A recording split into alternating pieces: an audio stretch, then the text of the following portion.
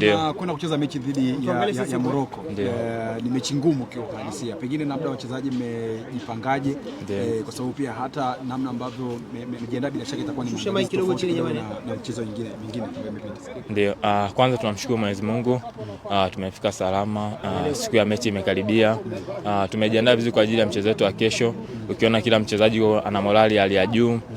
Kila mtu anajua ni mechi ngumu, ni mchezo mgumu, lakini sisi pia kama wachezaji tumejiandaa vizuri kwa kabili Morocco kwa mchezo wa kesho. Labda pengine namna ambavyo mnazungumza kambini pamoja na sasa hivi mpo mazoezini hapa, mnazungumza kitu gani hasa kuelekea kwenye mchezo huo?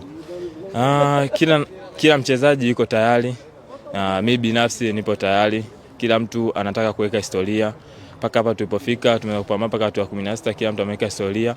Kwa kila mchezaji anaamini ana nafasi nyingine ya kuweka historia zaidi, kufanya vizuri dhidi ya Morocco. Hii hatua mtoano kila mtu anajua ni knockout stage, si ndio?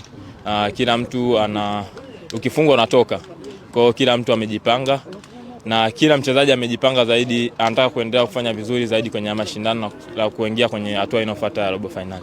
Okay, sawa. Mwalimu leo amezungumzia kuhusiana pressure kubwa ambayo mtakutana nayo ya mashabiki, lakini akasema kwamba mtakwenda kucheza 11 kwa wachezaji 11 wa Morocco. Hata kama wakija na mashabiki wengi kiasi gani. Lakini pia nahodha baadaye akasema kwamba wachezaji wengi sasa hivi wa Tanzania wana huo uzoefu kwa sababu wengi wanacheza CAF Champions League, kuna wengine wanacheza nje ya nchi na kuna wengine wanacheza dabi ya Kariakoo ambayo inakuwa na pressure kubwa ya mashabiki. Wewe kwa upande wako unalizungumzia swala hili la uwanja, namna ambavyo utakavyokuwa hasa kwenye upande wa mashabiki na nyinyi mkiwa mnapambana pale chini? Kama ulivyotoka kuzungumzia hapo, ni mechi ambayo ina mashabiki wengi watakuwepo, ukizingatia Morocco.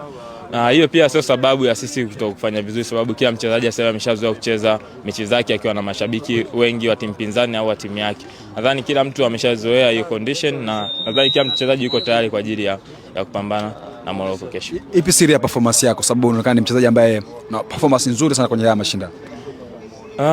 Siri ni kufanya mazoezi tu kwa bidii, kusikiliza walimu wanachosema, na binafsi mchezaji kama mchezaji anataka kujitunza iweze kuwa na performance nzuri na pia uwe na consistency nzuri.